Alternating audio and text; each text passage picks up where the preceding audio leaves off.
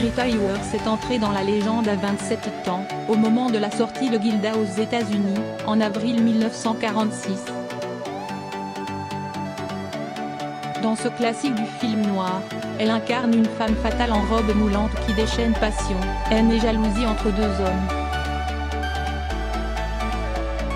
Une séquence a particulièrement marqué les esprits, le numéro suggestif de l'actrice, qui chante Put the blame on Mom en faisant glisser ses longs gants de satin noir en un geste profondément érotique.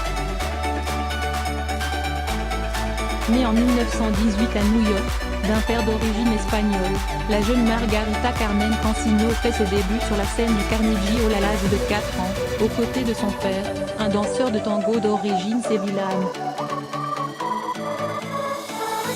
Mais au début des années 1930, ce dernier, devenu alcoolique et violent, profite de tourner avec l'adolescente pour abuser d'elle. Pour échapper à l'enfer familial, elle se marie à 19 ans avec Edward Sojourner, un homme d'affaires de 41 ans, qui va s'occuper de sa carrière d'actrice. Après avoir échangé son nom, elle signe avec la Columbia. La timide Brune se transforme en rousse incendiaire, puis un régime draconien, prend des cours de diction. Et connaît la gloire avec Gilda. Elle devient blonde aux cheveux courts pour les besoins de la Dame de Shanghai, réalisée par son deuxième époux, Orson Welles, dont elle divorcera en 1948. 2 ans plus tard, elle convole en juste noces avec le richissime prince Ali Khan, qui l'éloigne du cinéma. Mais celui-ci est polygame.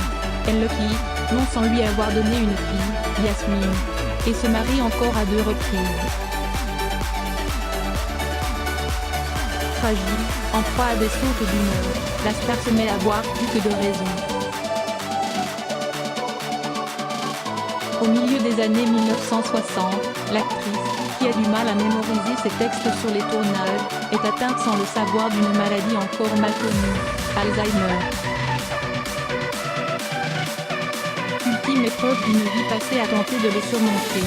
Les hommes couchent avec Gilda et se réveillent avec moi, confiera-t-elle avec amertume. Morte en 1987, à seulement 68 ans, Rita Hayworth restera à jamais l'une des légendes de Hollywood.